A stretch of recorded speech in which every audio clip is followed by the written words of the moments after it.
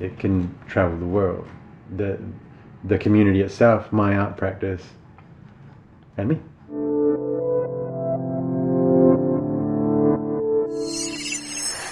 Hi guys, I am here with Carolina in my old warehouse, old studio.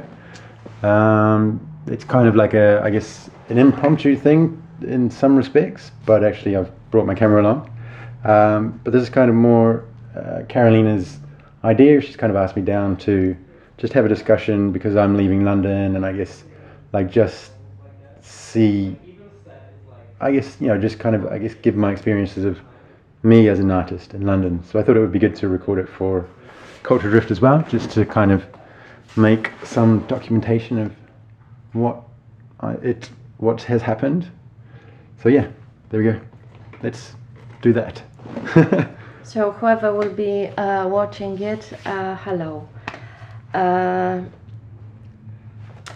I invited you, Blur, to come here. You are leaving in 2 weeks' time, and obviously it's quite sad for me to know, but but from the other hand, I'm really happy that you are going and explore another part of the world, and I can at the very beginning of our chat tell you or wish you good luck. But Blair, 2009, Yes. I moved into this unit, to this warehouse. It was completely different, quite empty, and you were here already.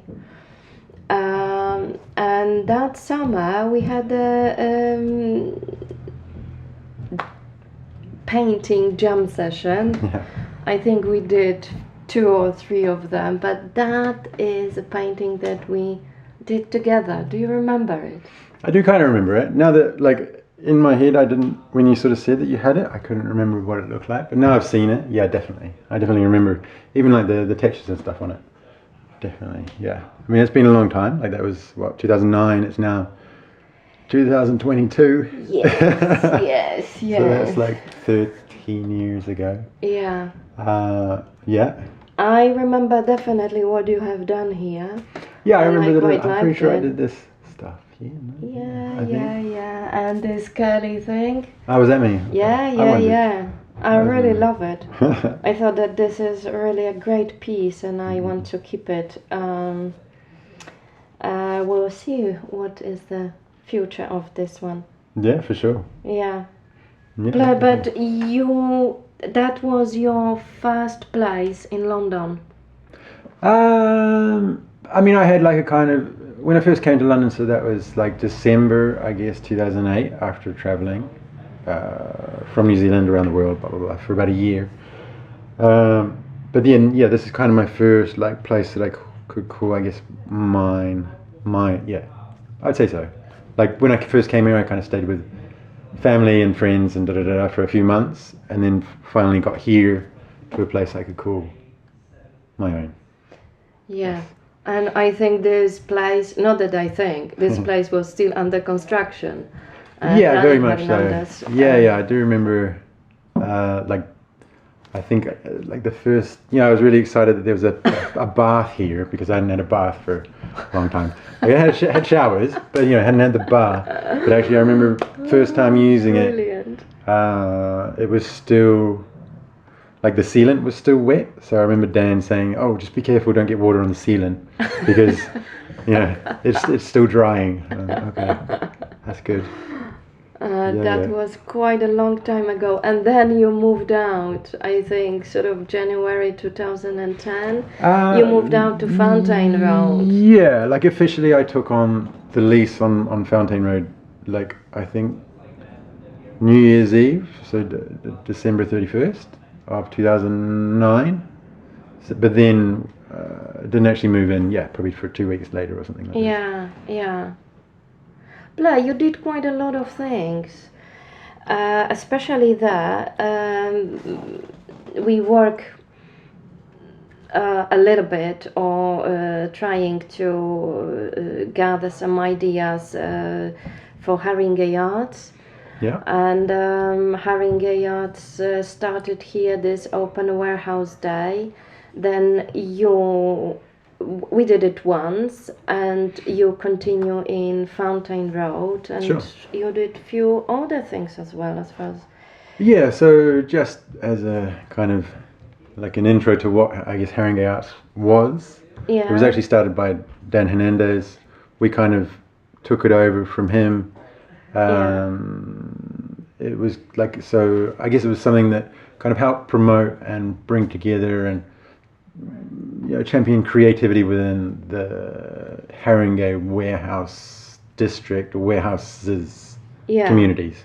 Yeah. Yeah, that's how I'd say. We started to run it in a slightly different way than him, but this organization lasts until 2008. It changed a little bit. 2008? It's 18. 18. Sorry. Yeah, 2008. We haven't been here. Time flies. 2018, and then we closed it down. But we thought that with having this organization, we can do something for this warehouse artists, warehouse creative people, and it was lots of things happen under this umbrella. Yeah, I mean, so what, like obviously from being here and knowing what Haringey Arts was, and then going to Fountain Road, and then seeing all the great stuff that was going on there, for me, I was trying to kind of bring it all together, I guess, bring Fountain and Manor House together to kind of create these creative things. We were already kind of doing a lot, whether as individuals or whether as separate communities. But yeah, I thought it was a good way to kind of try and make some ties that kind of connect us both, and use that as some sort of tool or some sort of thing to then bring funding in to help more creativity and more, to help people do, I guess, to help people do what they do, I guess. Yeah. Was it successful for you now when you are looking back from a distance? How would you was it something, or at least my next question would be, are you feel that you have achieved what you wanted as an artist? Because what do you ask? As an artist, or within like Haringey Arts, or within the warehouses? Multiple kind of. So the thing that you have done, Open Warehouse Day, it was more you as an organizer, sure, as a project manager, and sure. And I think this was quite successful. Yeah, I think so too. I mean, it did come, like, the idea of Open Warehouse Day kind of came out of a Haringey Arts group meeting thing that we had here, actually, in this, I think, just over there.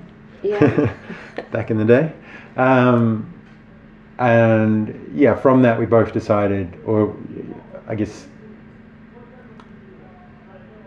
Manor House or Overbury Road and Fountain Road decided that they'd do their own Open Warehouse Days on kind of separate weekends. We then went away, did that, and it was really, really big success. From, I think you did one, and then we continued and I've done maybe 5 or 6 of them. Yeah. I'm not sure, over the years. Kind of pulled back from doing it now just because it became too stressful. This noise actually a rubbish collection. Yeah. Sorry. Yeah, so we do have a rubbish. This is it's a working studio and on a kind of busy back street. So we do have a bit of noise competition going on, but not a problem, I don't think. We could wait. Do you want to wait for it to go? No, that's fine. They will go in a second. Yeah. And how about you as an artist? Remind me, at some point you also did masters in Chelsea College. Yeah, so I did a master's. So I've in New Zealand, I've got a certificate and a Bachelor of Visual Arts from Auckland, New Zealand University. But then in 2017-18, did a master's here at Chelsea in fine art. Yes. Yes. Blah, and how were you during lockdown era, during COVID era? How this entire COVID-19 influenced you as an artist, I believe? Yeah, I mean, it definitely influenced me a lot. Because I kind of, so in February 2020, that's before, right? Yeah, that's before the big pig. Yeah. I went to New Zealand for a holiday, actually, for a month. Kind of, hearing that these things were happening, the COVID thing was happening, and not. By the way, you are from New Zealand. I am from New Zealand. Yeah, Yes. So it was holiday, but also you went to see your family. Yeah. Kind of tied it in with the Auckland Art Festival, so to try and see the end of that, rather than I usually go at Christmas actually, but I decided to kind of tie it in with what was going on there, just to see kind of what New Zealand is doing at the moment, I guess, in terms of the arts. But then the COVID thing happened, and actually half of that arts festival got shut down, so I couldn't go to most of it anyway. But then as an artist, as a person, or as anything, everything here in London, kind of for me shut down. Like I was building sets for theatres. Theatres got shut down. I was an exhibition coordinator for like a kind of a hire company for exhibitions. That was, all the events and exhibitions got shut down. So, and then also like some more curatorial kind of exhibitions, they were shut down. So I had no real reason to go back to London really in a hurry. So I ended up actually staying up in New Zealand for a year and a half, kind of waiting for things to normalize, and I guess trying to see what kind of happens, or to try and reconnect with what is happening in New Zealand while we're kind of all dodging the COVID situation. Probably one of the biggest things that definitely changed my trajectory was,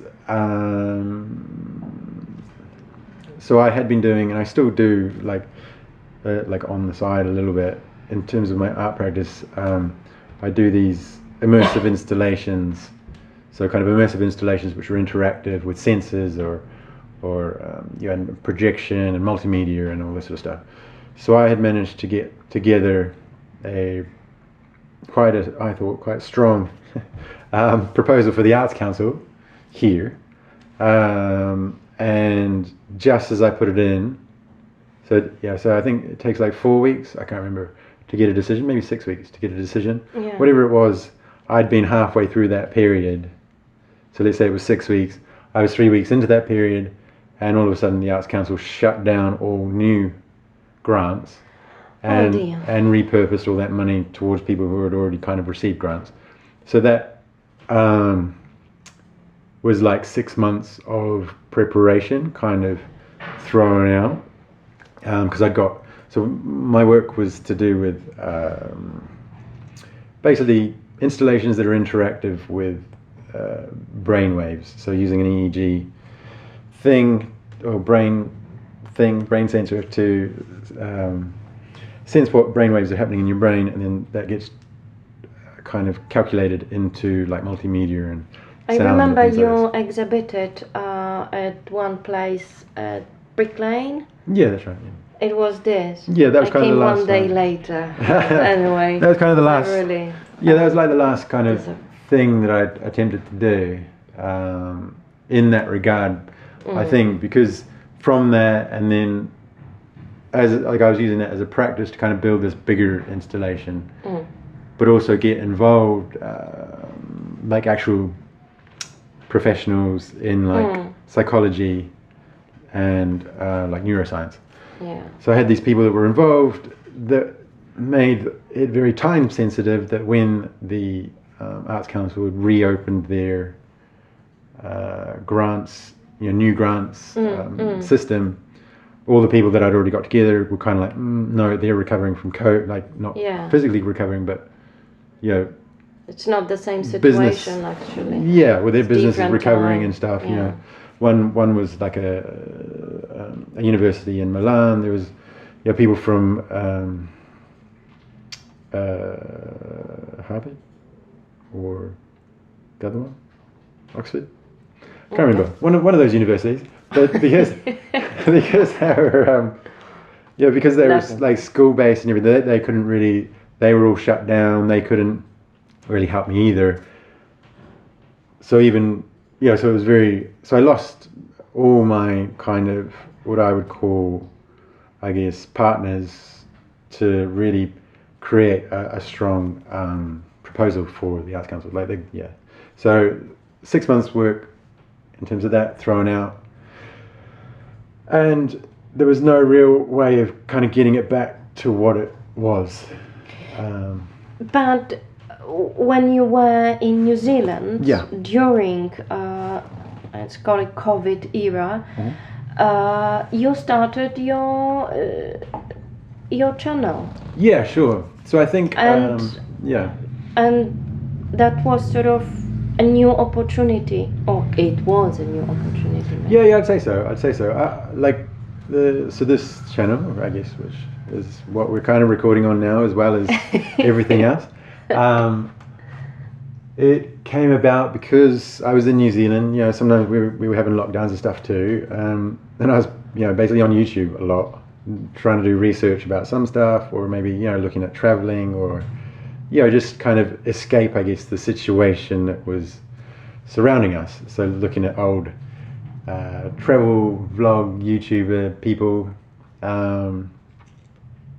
and I guess that kind of stirred something up in me to then want to create my own, which is now what this is. So for me, Culture Drift kind of represents like at least two of my passions, which would be art and travel, and kind of in art, travel, and like culture. So that's kind of, I guess the idea was to then not be dependent on any one body or anything specific, i.e. not being deposit on or not being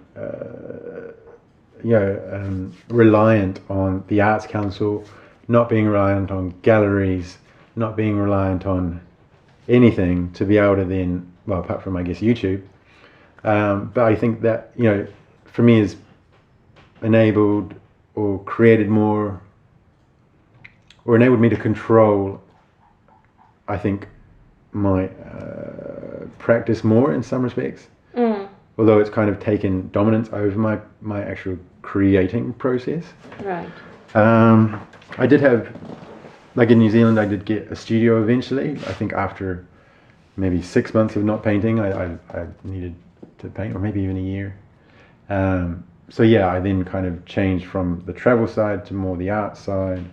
I then, I've gone into galleries and recorded exhibitions.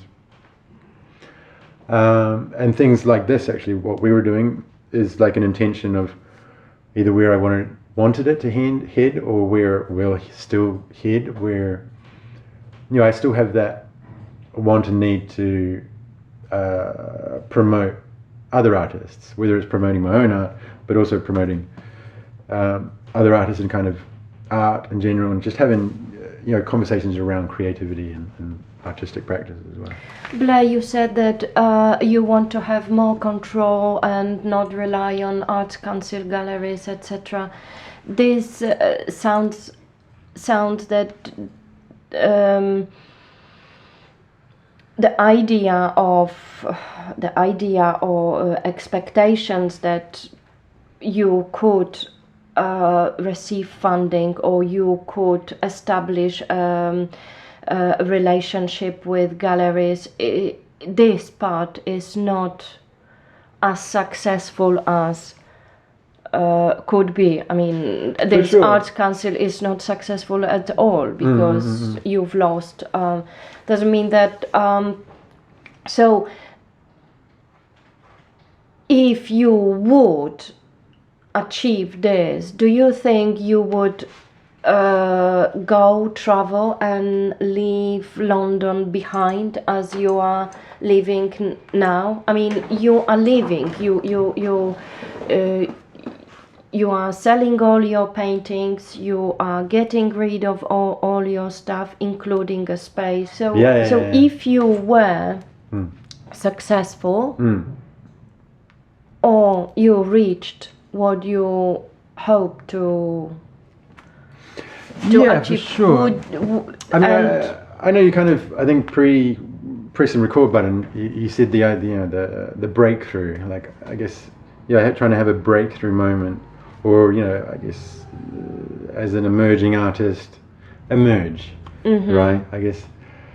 And the question is, what if that was to happen? Would I stay in London? I mean, I think I would still maybe keep my studio here, if I could afford it. But obviously, if I've broken through, selling loads of paintings. And I need a place to store them while they sell, I guess. But I think during my time in New Zealand and kind of, I guess, having time to reflect and also being out of London, you kind of see, there's more to the world than London. I think when you're in London, it's moving so fast that you're always trying to keep up with it. I think the way that I would characterize London is it's a promise that's never kept. For me, it's and I find for a lot of people, they kind of see this thing that is London, that's like full of so much potential that I don't think we ever quite get to. Right. I think also because there is so much else going on that there's a lot of noise to kind of either drown us out or to keep us kind of distracted from our paths as well. And I guess I think I knew that even before leaving for New Zealand, before COVID. I think trying to do my masters, that was kind of a thing to try and rekindle or try and really push something, get to the next level, where I feel like my practice got to the next level, but then nothing happened. Right. Yeah. So actually, COVID opened the new idea, but in a way it was something that it was a time. I mean, COVID era, this lockdowns and this time that we had in our hands, help you to make this decision faster. I think so. This idea of traveling, this idea of leaving London behind. But for sure. Yeah.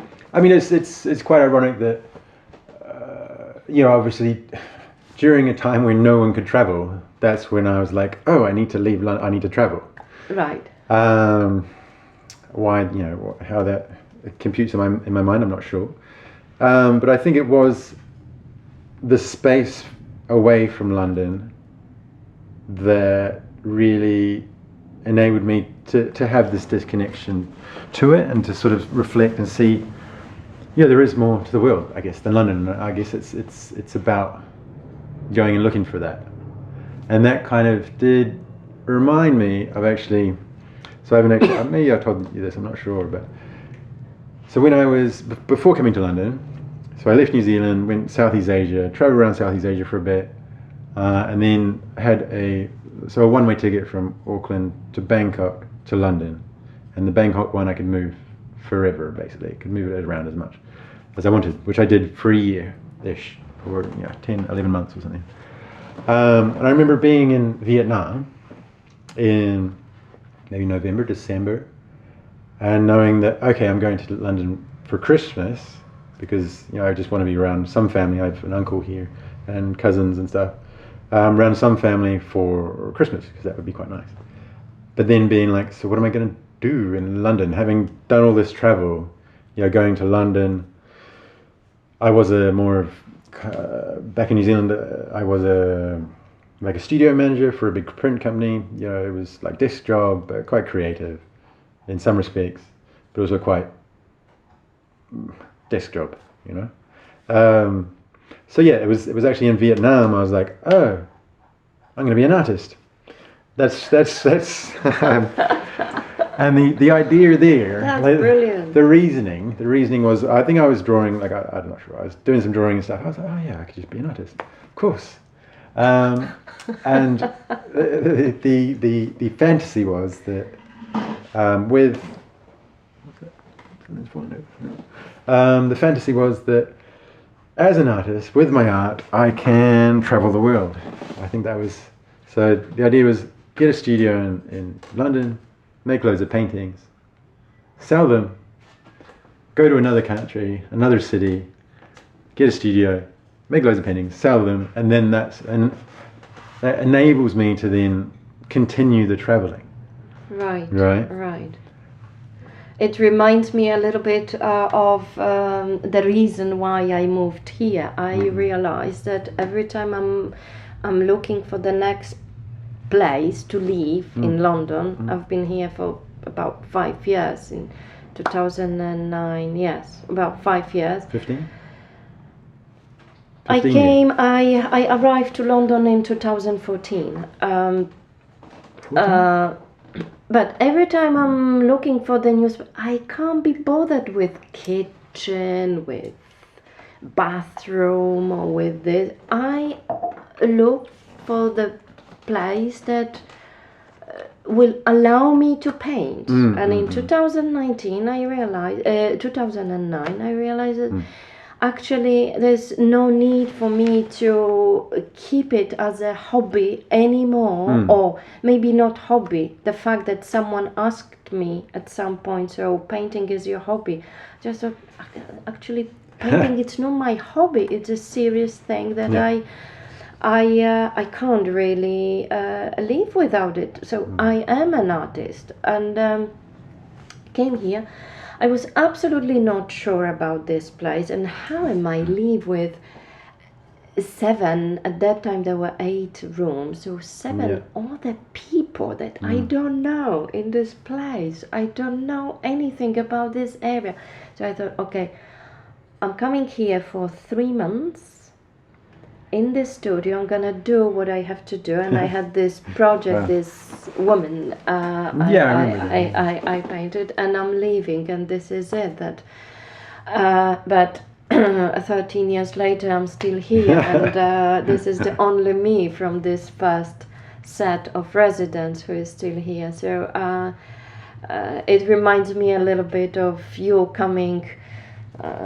Do painting, sell your art, and go further. But now, 13 years later, you are still here. Yeah, still here. But what is optimistic from our conversation that I said you are leaving London behind, but actually you said that this is a break. Definitely a break. And you will see. So there is still a possibilities or hope that you will be back in London at some point. Maybe again you will do some painting, sell and go, but you will be back at some point. I you don't never know. I have a British passport. I can always come back whenever. But I definitely don't have any plans to come back. I don't think. But who knows? I might get sick of tropical beaches and sunshine and happy people. And come to rainy, cloudy, Yeah. and moody London. Yeah, But for sure. always busy, always buzzing, and Yeah, for sure. I mean, I and think. still you have some friends here. Yeah, I mean, I Yeah. would say, if it wasn't for like whether this like Manor House warehouse community or Fountain Road community, if it wasn't for those communities that I was very much involved with, I wouldn't have survived in London. I don't think. Like, I wouldn't have stayed in London for sure, just because. Yeah, it's. I think with those communities and with the creativity and with kind of, you feel like you're kind of in this extended family, and I would say, like, if it wasn't for that, whether for better or worse, because they do also have the tendency to distract you a lot from kind of what you want to do. Yeah, when you do live with, like you said, kind of here. I mean, I think we were like 8, because it was 2 and Yeah, so we like were 8 other people. we Yeah. were 9 people because there was Nina and Yeah, Nina and Richie. and Richie, and they were a couple, but Yeah. now there are 12. And then so my studio now, I'm in a studio, and in the building there's 27 units, and I think about 70 to 80 people. And then on the street, there's probably about 500, I'd say. And Yeah. creative weirdos. All with their own things going on. But yeah, I'd say if it wasn't for that, like I would have probably left a long time ago. I would have given up on London, I think. But now, kind of having been away from that, although since being back, I have been here another year, it seems. I don't know how that kind of snuck up on me, but since coming back from New Zealand. But I definitely need to have a break from the hustle. I think, like, having to hustle, because as an artist myself, I've had like 100 shows, and I still struggle to sell my own artwork. I've also put on, like, aside from my own shows, I've also put on shows for like about 100 shows for about 1,500 or so artists. And I see, through them how, or even my own practice and them, just how hard it is to make a living. We all have, I guess, side jobs, or full-time jobs where art then becomes a secondary, or I think London, the costs of living and everything here in London is definitely affecting a lot of creative people. Where was I going? Can't remember where I was going. It kind of followed off from yours. Well, I think, Blair, we have covered most of this, the most important ideas. Sorry, and you are going. Yeah, for You sure. are going, and as I said at the very beginning, I can only wish you to wish you high fly and explore as much as you can, and do. I mean, the possibilities are endless. Yeah, Wherever for you sure. will be, Well, this exactly. artistic mindset is not there. You don't need it. This all within you, and I'm sure you will I mean, I do keep your feel. creativity. Yeah, I mean, Yeah. I do feel that I still need to be creative. Like, I very much, the YouTube channel has kind of taken over quite a lot in terms of my time. But I feel definitely an urge to create, which I don't think will go away. Part of why I want to, obviously, so going back to why I became an artist, I guess this is why I'm now doing this channel, is to help travel the world, and I guess on the also flip side of that is the idea is to kind of travel the world, but also build an international audience of my own, so an independent, through YouTube, get to X amount of subscribers, and then go back to kind of doing the art where now I have an audience of, let's say, 20,000, 50,000, 100,000 subscribers, like all around the world, which then I can connect back into, and then start doing shows again. So hey guys, I'm going. Let's say I have wherever it is. I don't know, depending on where my audiences are, I guess. But let's say New York. I say, hey subscribers, I have a show in New York. Come down and say hello. Right. I also want to build more of a community side to the vlogging as well, or to the YouTube channel, where I do meetups, particularly so where I'm going up to London is Indonesia, and then eventually ending up in Bali, which is kind of a nomadic or a digital nomad kind of hub, I think. And there, I think trying to mix creativity and the video and community, I think is a great idea. But I think the idea is that, is it possible? It's quite possible. But then also having it as an international thing that focuses on YouTube, as long as YouTube doesn't crash, it can kind of be anywhere, right, in the world. Like, it doesn't need to be in London. It doesn't need to necessarily be in Bali. It can travel the world. The community itself, my art practice, and me, I think. So, good luck. Yeah. You need it. Oh gosh, yes. And to all subscribers, I can just say thank you. To your audience, or yeah, sure. Whoever will be watching it, I can say thank you and follow Culture Drift. Cool, nice one. And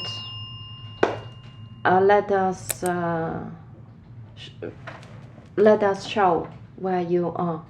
Yeah, cool. Travel. Well, exactly. Yeah, Travel. It's So life's a good luck. journey, and I guess Safe journey, I can tell you. No, the safe journey is not the right word. Journey is Safe. from A to Z, but you will be traveling. I just safe say sounds boring, but yeah. travel.